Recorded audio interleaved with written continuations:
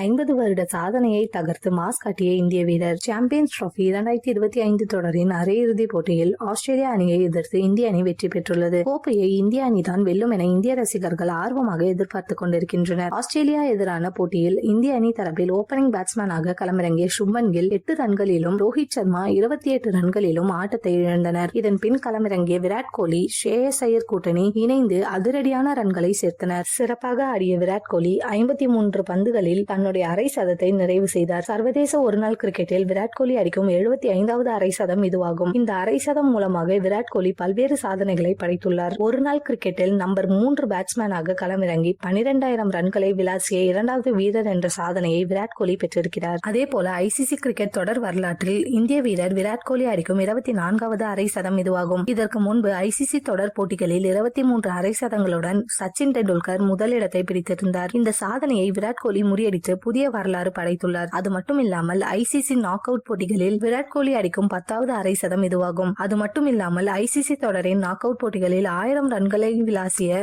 முதல் வீரர் என்ற புதிய வரலாற்றை விராட் கோலி படைத்துள்ளார். இதனால் கோலி ரசிகர்கள் கோலியை கொண்டாடி வருகின்றனர். சாம்பியன் டிராபி இறுதிப் போட்டியிலும் கோலி பல சாதனைகளை படைக்க வாய்ப்புள்ளது.